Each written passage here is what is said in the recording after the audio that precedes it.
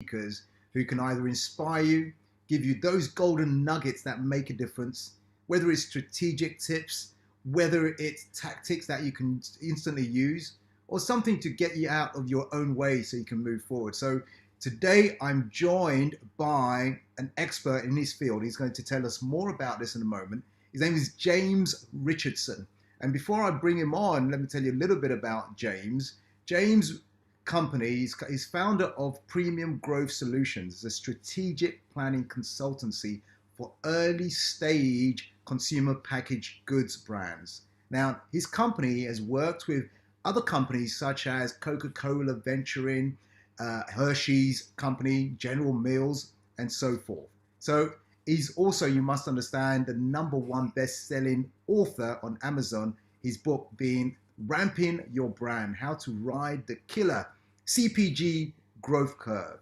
That's consumer product goods, I believe. So I'm looking forward to this conversation because there's so many angles we can go with it. But essentially, I want to talk to James and get into really how he started this business and some of the challenges he's seen, some of the things he's seen out there working with these large corporations and consumer goods brands, and any hints and tips he's got for us. So James, welcome to the Business Success Show. Thanks for having me, Mac. I appreciate the opportunity. Awesome. I understand you're in Tucson, Arizona, USA at the moment, right? I am. Don't hate me. I've been to Phoenix, Arizona several times, but not Tucson yet. But I won't hate you for that. Absolutely. So tell us about what is it you do so people can really understand. For those who don't understand what you mean by consumer product goods, that kind of stuff. Oh, right. Yeah, it's a funky word. The investing community invented it, so I apologize. But basically, I define it as everything that's sold at ASDA for your UK listeners. Okay, you know ASDA, right? There you go. With a tighter focus on the stuff that's sold at Waitrose. Right. Okay. Yes. And it's stuff in the supermarket. Okay. So it's $2 trillion of revenue just in the U.S. So. And so you have a specialist consultancy working. I do. You work with the big brands, or what is? No, I work with fast-growing early stage brands. Actually, I used to work with the big boys and girls, the public firms, and that's where I had the opportunity to do some very in-depth, almost academic research on early stage growth for Coke and Hershey. Okay. And I was lucky enough through some legal loopholes from my prior company to be able to publish that in the book, Ramping Your Brand. And it's essentially a book on exponential growth, how companies like Kind Bar have pulled this off, and many others, to be honest. Almost 100 brands have done it in the last 15 years, and they continue to appear. And so it's a book on exponential growth. My consultancy is solely about exponential growth strategy. It's my niche. I'm the only one who does it in the US and North America. I don't do turnaround strategy. I don't rescue the failed company owned by a PE firm. I don't do that. There's lots of consultants who do that work, but I don't. Your specialty is helping those early stage brands, consumer brands, really grow exponentially. Yeah, and they're usually, to be honest, they're usually doing really well when they hire me. Okay. So, and I tend to screen for that, and that's because I'm a class of consultant that's known as an optimizer. Got it. Okay. And how do they find you then? How do they find you? Well, I saw I'm going upwards of 7,000 copies sold. Right. Globally, and there's a bunch in the UK. Actually, I've sold hundreds in Britain. Okay. So, and I have some word of mouth free ambassadors in the UK, but it's the book, it's my content on LinkedIn. And I am a avid proponent of niche email lists. Right. Okay. And so I cultivate those constantly. Yeah. Anyways, I'm happy to talk about that tactic too, if it's of interest later, but it's worked really well for me. Absolutely. I have a podcast. Sorry, that was the final. And the podcast, they find you through the podcast as well. Yep. Just give us, you managed to niche, we say niche, you say niche, so I met you halfway there. Niche. You've managed to niche very, very well, very tight play, and you're the only one in the US who does it. For those people listening in who are still struggling with really finding a tighter niche so they can be that big fish in that small pond, that small niche, what advice or what tips could you give in terms of discovering your really close, tight niche? I think that, there's a couple of ways. There's a book I actually recommend, so I'm just going to say it because it helped me. Absolutely. And I'm not a jealous author by any means. And that book is The Business of Expertise by David Baker, Baker. Give him some money on Amazon and get his book if this topic matters to you, because he's done the research. Mm-hmm. He's done the statistical research inside a large pool of B2B service provider, professional service providers. Got it. So he knows his stuff, and that his book guided me. But basically what I would say, just from my own perspective, sure, is that you have to find, you need to look in the world of high ambition in your industry, wherever that is. Like, what defines high ambition or the most ambitious success endpoint? Okay. In my industry, that's getting to 9 figures, which basically never happens. Because if you can get to $100 million plus business in food, beverage, or personal care, the odds are pretty high that you will either sell to a big public firm for a multiple, right, or you'll sell to a private equity firm, which is it's less successful at exit, but you'll still make money, right? And you'll make millions. Mm-hmm, mm-hmm. So these are the exits we read about in the media. Right. Yeah. So that's the client base I want. Got it. I don't want to work with anybody else. Or at least if I work with them, I define it more almost as a philanthropic help. And I do that work. I do off-menu, low-priced work with women and minority founders because I just feel they're so disadvantaged. And I have ways to quickly help them. And I do that on the side. It's not on my website. So the work, but the public facing client work that I do, I want to work with the people who want to become huge. Good. I think it's great. So then I've got this high ambition group, right? And so if you can find what success is and then be able to speak that language, then that's the definition. The second one is you've got to work with a client and do something for them in that zone. Or in my case, I was lucky and had done both, worked with such a client, and I had also had this body of research that was incredibly unique. Okay. The latter you're unlikely to have, but you can use a couple clients, and they're probably the most successful clients you've had. And then, what you need to do is create a positioning in which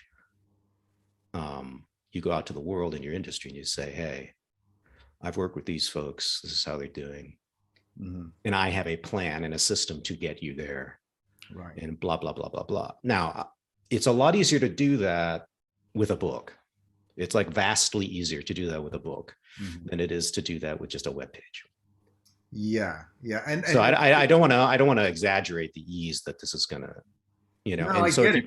In what you're saying there, and I can see the reason why you called the book what you did, because it says everything in the title. It just says everything. When I first read it, I said, ramping your brand, how to ride the killer CPG. What is CPG? Growth curve. And obviously I looked further into it and I realized, okay, those who understand it know what CPG is. Those who are referring it, they understand it. So I like that.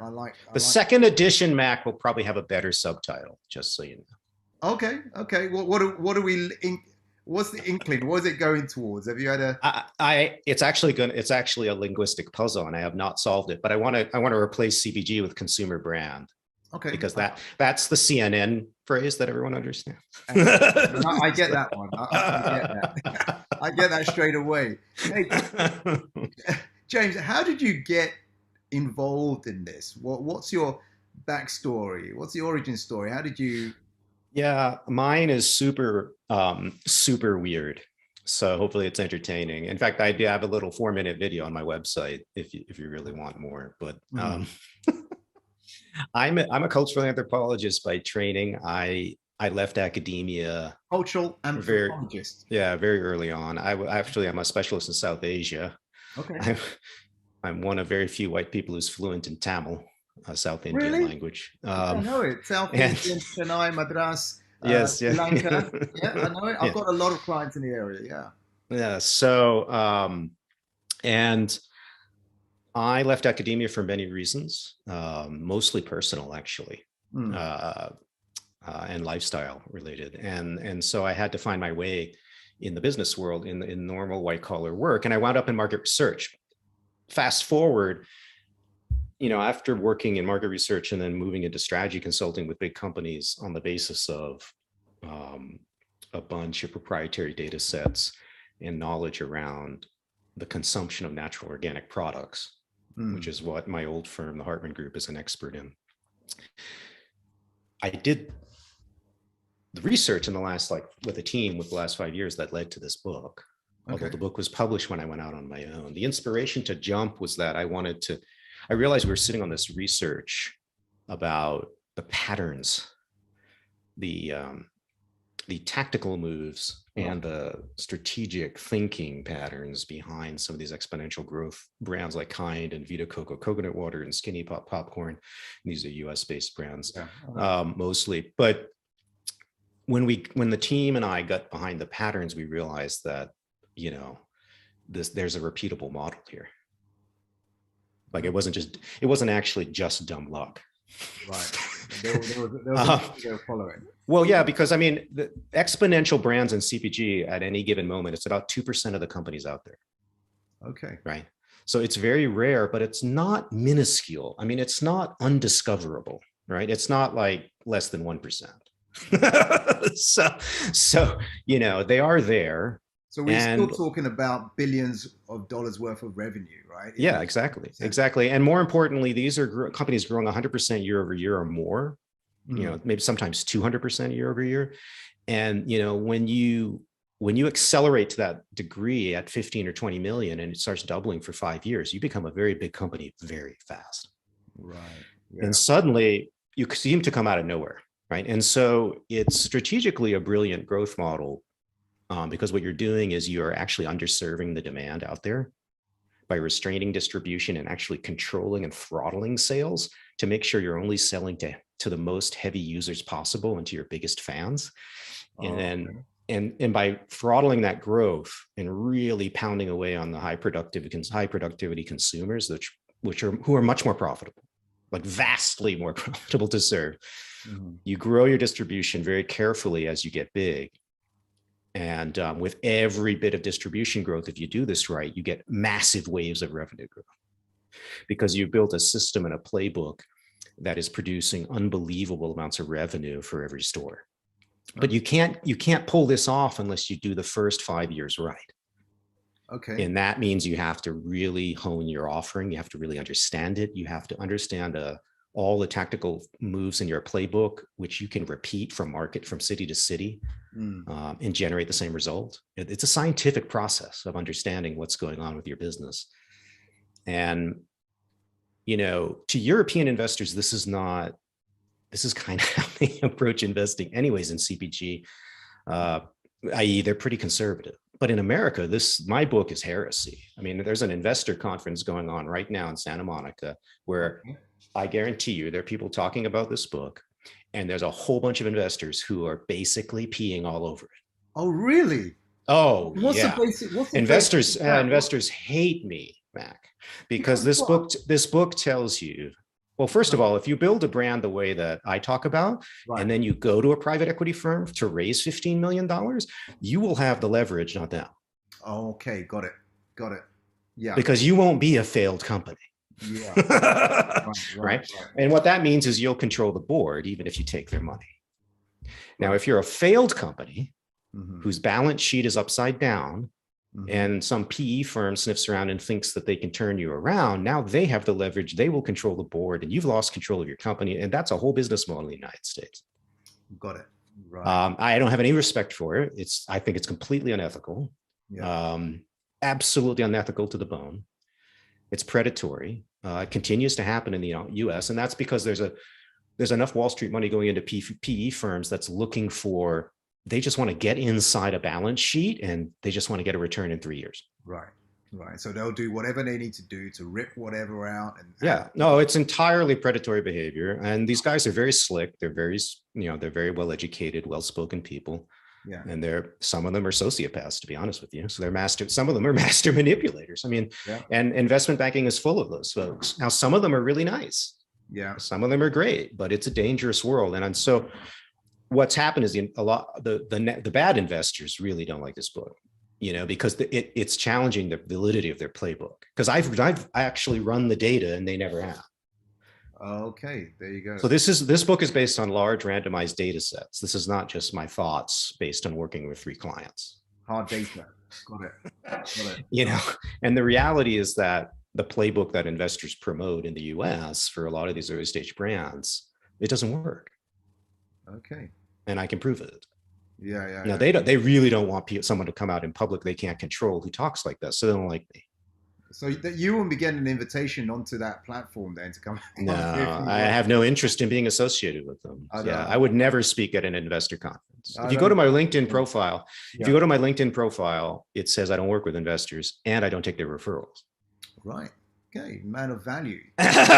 Because, I originally thought I might work with them because I figured, well, they have a pile of capital that I can charge a decent fee. The usual crass motives that a consultant would have to work with an investor. And I fell into that as well. And then I started to meet them and I didn't like them. I didn't like the people. Right. I didn't like their behavior. And I'm like, well, then I have to be associated with them. And then I started to learn that actually there's this horrendous tension between investors, institutional investors, and founders in the United States. And that tension is created by the bad behavior of institutional investors who are, aren't regulated. There's no way to control them. Yeah. So I didn't want to get caught up in that. I see. Right. See the point. And I also learned at the same time that investors in the US, at least, they tend to refer third-party consultants like me, especially high-level ones, to turn around a disaster. Basically to bully the founder. Wow. That's not good. I have no interest in behaving that way. Yeah. You want to sleep well at night, not shafting people. Just no, I'm not going to be the investor's sort of whipping boy or the puppet for the ventriloquist investors. So I don't want to do that. It's just not how I'm built. I'm a social scientist. I'm a liberal-minded humanist. I mean, I just don't think you treat people like that just because there's money involved. Yeah, I hear you. I hear you. You've got a conscience, so that says a lot.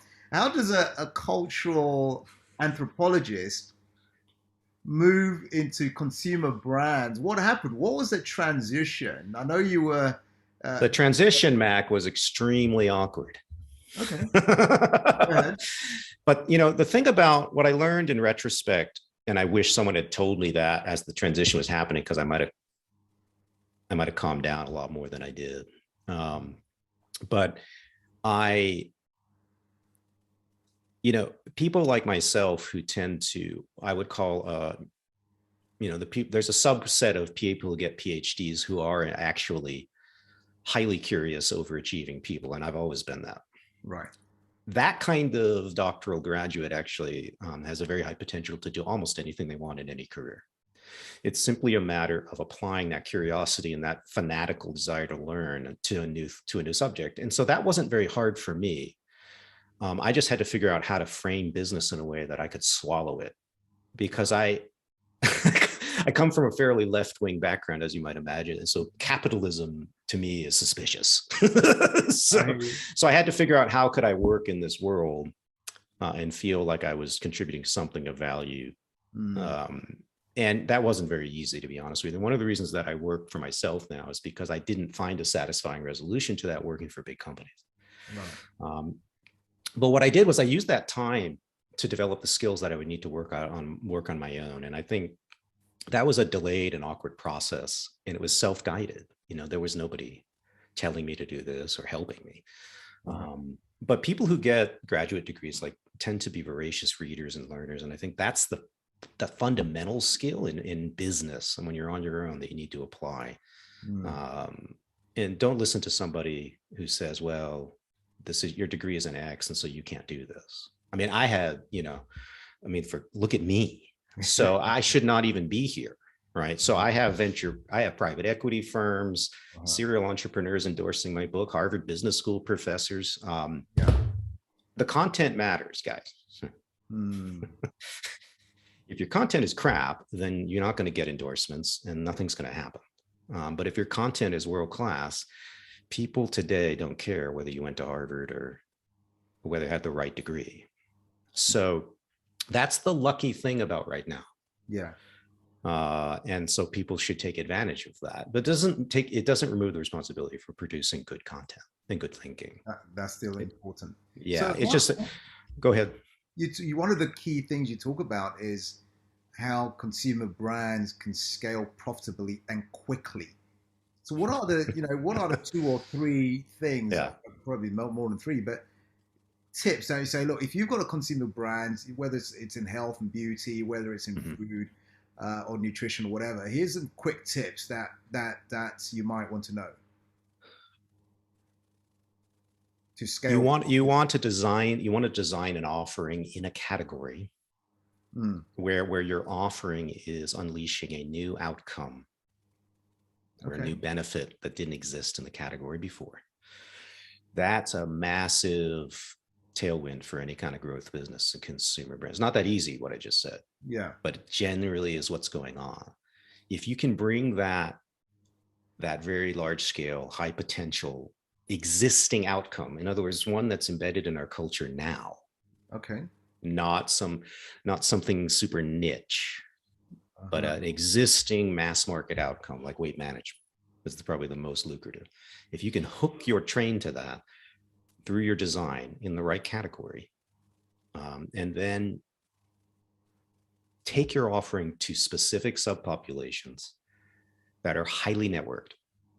And what I mean by highly networked is that they are high intensity, potentially even competitive social networks with intense shared values and rituals and behaviors. And I know I'm sounding very academic, but what we're talking about are things you all know well. What I'm hearing, like recreational athletic communities. Yeah, right? Yeah. So I worked for a brand last year that built a hard kombucha brand, which is a new category in the U.S. taking off really fast. It's alcoholic kombucha, and it tastes like wine. Okay. But it has half the calories of wine. Right. Okay. Half the calories. Half. So, and this was created by some surfer dudes in San Diego, and for lack of a marketing budget, they simply hawked it in their own athletic world, and it literally exploded. Because if you've ever hung around with surfer cliques, there's like the surfer dudes, and then there's the surfer wannabes who stare at them on the beach.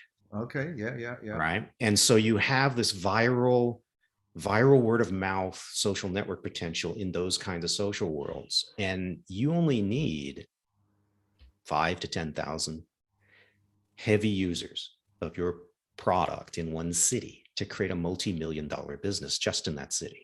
5,000 to 10,000 critical mass to reach. Yeah. So these are heavy users. Somebody consumes your product daily or multiple times a week. Right. And so if you can, and the way you do that is you birth the brand inside a really hyper cool social network. So you're leveraging the tools of how social networks persuade people that things have value. And that can't be replicated in Instagram.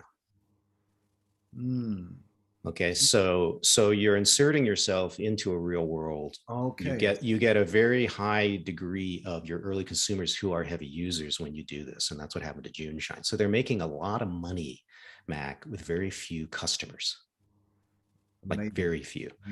I think that they even got to like 5 million just in San Diego insane. In San Diego. There are hundreds of CPG businesses, Mac, that go nationwide, 2,000 stores, and don't have $5 million in revenue because they don't have any fans. Yeah. Because their thing is crap. Yeah. Okay. Yeah. I get it. That's a great so this is the sociology behind creating this kind of high efficiency CPG business. Yeah.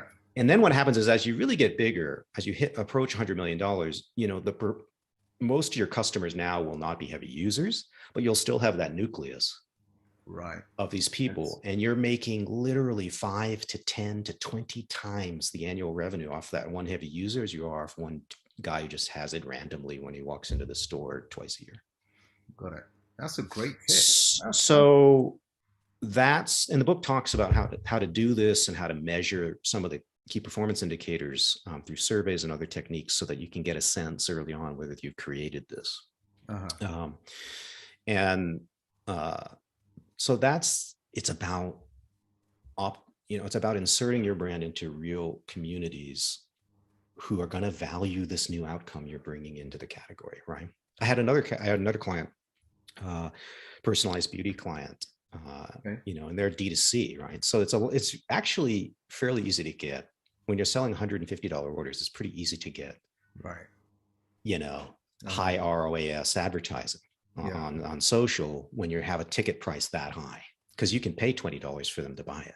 So you're more than happy to do that. And so they got the thing humming, but they, what was I going to say? The power of that business was bringing this outcome of simplicity, right? Because there's a group of women who are really into beauty and facial appearance. Yeah. And they're into it in a high stakes manner, but they're not professional about it, right? Okay. So they're not an actress who literally has a staff to manage their skincare, because you'd be an idiot not to. Right? Yeah. So, they basically have outsourced it. But then there's this other group of people who care about it, who have money, but what they don't want to be doing is constantly guessing and futzing with 12 different products. Right. Okay. Right. So what you do is you sell them the promise of, we've tailored this to your skin based on a very long quiz that you take. And so it's literally, oh, wow. It's not a uniform brand. It's your skincare regimen. Clever. Very clever. Right. So charge more for that benefit. It's also very new to beauty. And it's also very unlikely that a big company like L'Oreal would ever waste their time chasing it. They might buy one of these companies, but they're not going to do it themselves because their bureaucracies are set up to mass produce uniform widgets at the tune of hundreds of millions of units a year. Correct. And their factories are set up that way. So creating a factory that has maybe 300 permutations versus one permutation, they wouldn't know how to do that, and they wouldn't like the idea. So a lot of what my clients are doing are tweaking. They're kind of subverting usually some critical components of the CPG business model of big companies, and they're flipping one or two of those on their head. Wow. And those are the people I like to work with, because they create insulation from competition, because nobody will chase them. Yeah. You've got a very tight niche. You've got a very, very tight niche. And obviously you're very, very smart. You're very clever at what you do, which is fantastic. I can see why you are in demand. I can see why these people find you and come after you. Tell me something. How can social science, which you know a lot about, improve growth strategy for a business? So I think, I was just touching on it a little earlier. One of them is this notion of finding pockets of growth for your business, wherever it is, that are based on locating pockets of or social networks, essentially. Okay.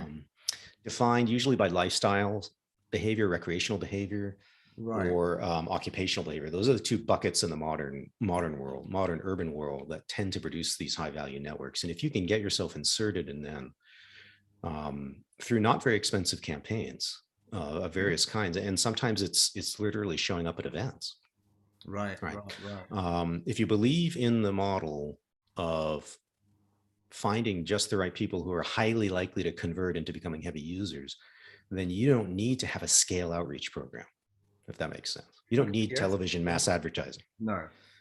Television mass advertising generally, first of all, it doesn't work that well anymore for anybody. No. That's the deep dark secret of advertising. But the brands that it does work for tend to be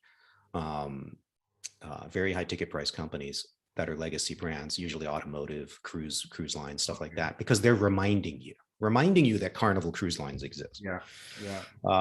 The cost of the ads are immaterial to Carnival because they're going to get $5,000 from every group that comes on board. So it's just, I mean, they don't care what the per impression costs of their ad campaigns are. Trust me, it's not a concern. Fantastic. But in my world, if you're trying to sell like more Ritz crackers, advertising is becoming profitless. So you get the reminder effect, but they're actually losing money because of the costs of mass advertising. So for very low costs, you could go, you could literally go to a trade show or a sales conference like Salesforce and do guerrilla marketing there or permission-based marketing at the event for a modest fee. And if you have something that professional salespeople would totally go for, whatever that is, based on their lifestyle patterns. Right. Okay. If your thing is perfect for that kind of person, it will spread like a virus. And you will get faster conversion to heavy usage than if you just, I don't know, bought a national television ad during a football game. Yeah. Where 95% of the people don't care about your thing. Yeah, exactly. So remember, I'm in the world of premium price goods, Max. So it's really hard not to do niche business strategy because exactly. I mean, as I said in my book, in the beginning of the book, 90% of people won't pay a price premium in your average food, beverage, or beauty category. They won't do it. And this is where you come in. So you've got to create something so compelling that they're willing to pay 100% more. Yeah, I get it. So, I want to say, before we start wrapping up in a moment, I want to say, for those people who want to reach out to you, you've given some great golden nuggets here, some great tips, which is fantastic. I know it's only a scratch on the surface, really. And I know there's more in the book, and I know there's more in your podcast, and I know there's more in terms of what you do. What's the easiest way for people to reach out to you or connect with you? I would say, they can I'm always happy to have listeners contact me at admin@premiumgrowthsolutions.com. Yes, that's screened. But I'm a one-person band with a virtual assistant. So, and I generally reply to everybody somehow. So I'm happy to take questions that way, but you can also go to my website, premiumgrowthsolutions.com. If you are in this world of consumer brands and you want some free resources, there's lots of stuff on my site. And of course, my blog. Your blog, you got the book. I would say for easy entertainment, if you like how I talk, then you should listen to Startup Confidential, which is my Anthony Bourdain style podcast on the consumer packaged goods industry and its ups and downs. I talk about all the stuff no one else wants to talk about, and it's mostly the dark and depressing stuff, but it's stuff people need to know. Because like I said before, I'm a founder ally. I want to help founders professionalize. Yeah. Just like I learned the business world coming from left field. Yeah. I know it can be done. And so I live to help people figure that out. Otherwise, this is just a game of rich, white, serial entrepreneurs, and I find that depressing, and it's it's elitist and it's ridiculous. You heard it from James Richardson. I know exactly what you mean. So connect with him at premiumgrowthsolutions.com. He's on the right side of doing these things ethically, morally, legally. That's why I thought it's so important to have him on this show. If you're going to do something in life, we only have one life. Do it right, do it correctly, sleep well at night, help other people, make a difference. So, James, I want to say thank you for your time. Thank you for your commitment to really making a difference, and especially in the niche that you're in. But it's not just about the niche, it's about the wider impact it has on wider society. So thank you. You're very welcome, Mac. It's been fun. Absolutely. I say so too. Until our paths cross again, thank you and keep